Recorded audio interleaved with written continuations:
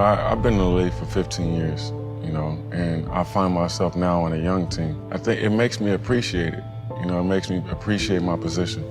And there's times where I reflect and I look back and I hear Charles Oakley in my ear. I hear Scottie Pippen, Antonio Davis, Othello Harrington, Jalen Rose. I hear those guys, and now I understand what they were talking about. Good talk, B. Yeah, you do. That's one guy. Get it like this shot, hard, just like that. I find myself saying the same thing to Devin Booker, to Brandon Knight, to TJ Warren, and I gotta chuckle sometimes on the sideline, because I'm like, damn, I sound like Oak, or damn, I sound like Pip. And I used to make fun of these dudes, but when you're on a young group, they're all sponges. They want to learn, and it's your job to teach them. It's your job to teach them how to deal with losing, how to deal with winning, how to prepare yourself, how to go through shoot-around, how to go through film. All of these things is now kind of your duty, because you're that guy on the team. So you got to make sure you show them the right way, and you feel like all the tables are turned.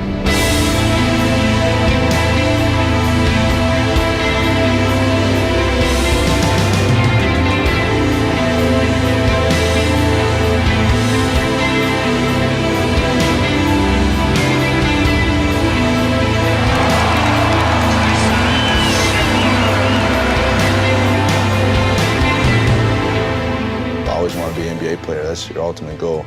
Once you realize when you get here, you have to make a career here. I'm gonna take advantage of my opportunities, but when I get out there, they're gonna remember me.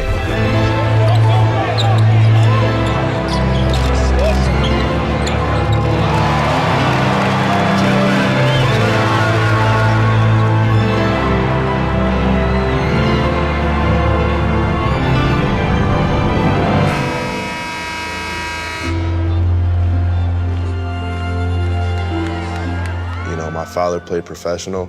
Even though we didn't spend that much time together, the time that we did spend together was great because we both loved the same sport. But he taught me so many things that I didn't know when I was growing up at a young age. I'm still learning today from him. He knows a lot of things that I hear Tyson say to me, I hear Ronnie Price say to me that my dad says the same thing. I'm like, maybe he was right.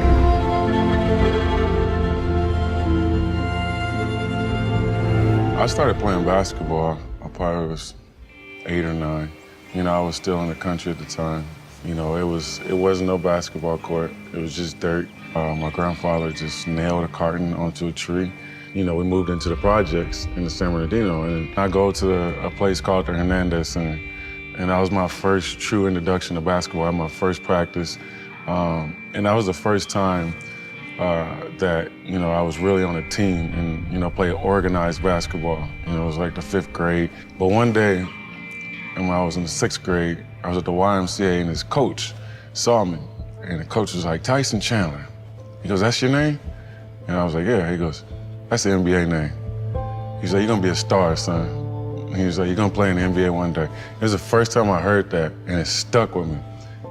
He told me, I was like, and his look in his eyes, he believed it, so I believed it. And that's all I needed, and from there, my journey began.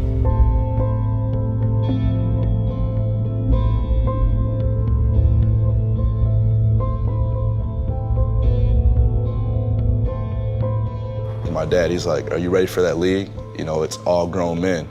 But you're going with grown men that have family and kids. They're playing for a different reason than you. Or they're gonna look at you like a kid just playing basketball to have fun. They're gonna treat you like bait out there. Are you ready for that each and every night? These young boys, boy. These old heads. They don't want to get tucked up in front of the camera. Please don't do that. The NBA is a lot harder than people think. At first I had a love for the game, but I didn't understand the grind. I didn't understand the 2 hours before practice or the 2 hours after practice. So I fell in love with the grind, I fell in love with the game, and it just turned out to be my love.